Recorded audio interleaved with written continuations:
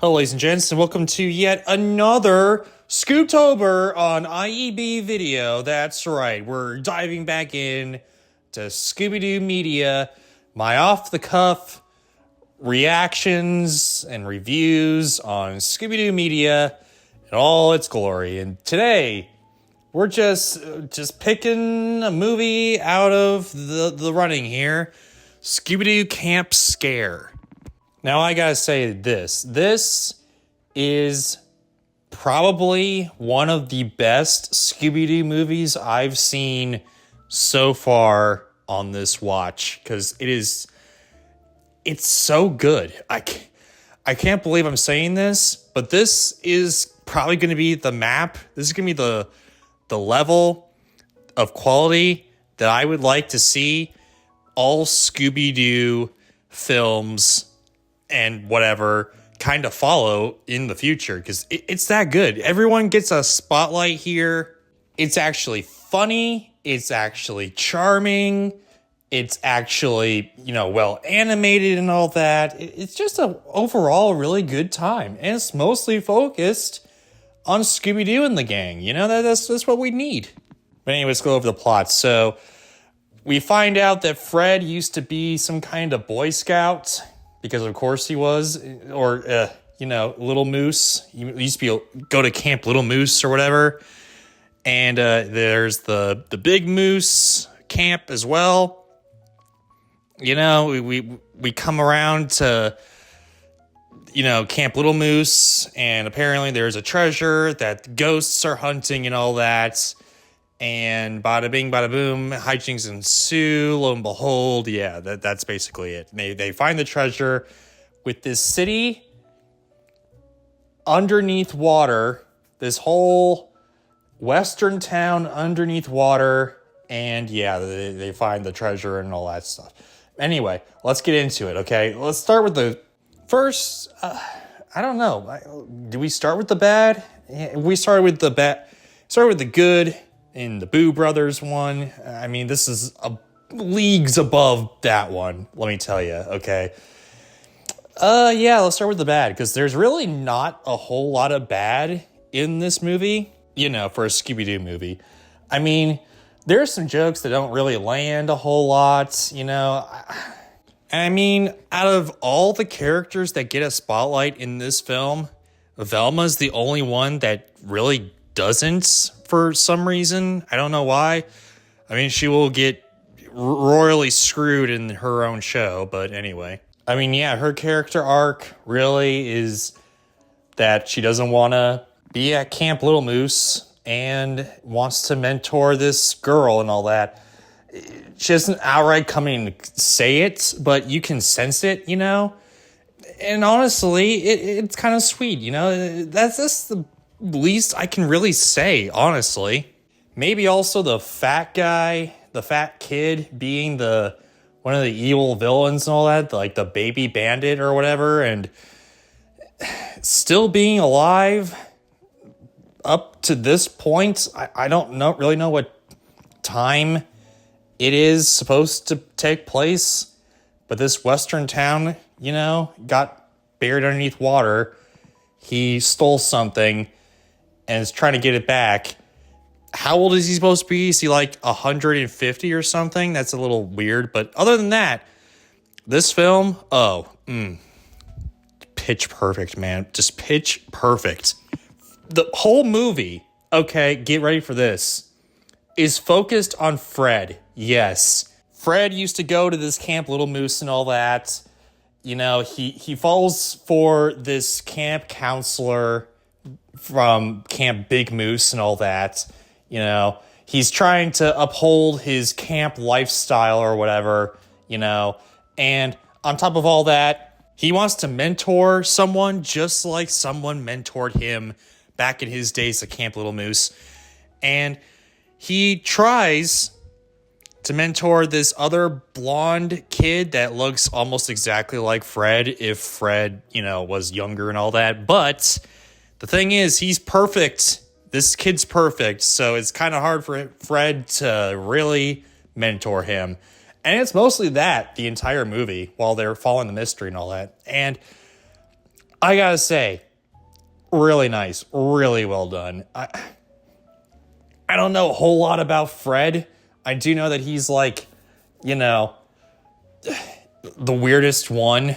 He's like the Richie Rich guy, but he's also like the star athlete, the jock, you know, whatever. But at the same time, it's kind of hard to write for him and all that, you know, like he's the hardest one to write because he's just literally white bread. He's literally white bread. But, you know, what they did, miracles were made with his character today. Daphne, she's not just the goofy, you know, clothes wearing person and all that, you know. She actually has some depth to her and all that. She hates the fact that she's in Camp Little Moose, but you know, she's supporting Fred and all that, you know. There's also some points where she kicks ass, I gotta say. Like that trend going toward her where she actually kicks butt. You know, she's more capable and all that type of deal. There's some hints that she might be jealous of Fred and all that. But yeah, I mean, honestly, better than what she was in like the 13 Ghosts of Scooby-Doo or whatever. Not the movie, but the 13 Ghosts of Scooby-Doo, the show or whatever. She wasn't that... She wasn't that, you know, whatever. Anyway, Shaggy and Scooby, I mean, come on. What more do you need to say, okay? If the formula works, it works. Shaggy and Scooby, no change or anything to their character and all that. I gotta say, though, the atmosphere, the mystery is actually really appealing. I'm sorry. I'm a sucker for these old-timey mystery type of deals, and this scratched that itch for me. I'm sorry. It's the way it is. Also, on top of that, I love the atmosphere. The atmosphere in the Boo Brothers, okay, that's just like a thimble amount of atmosphere. This is just splashed full. There's a huge lake of atmosphere in this movie. It's so good.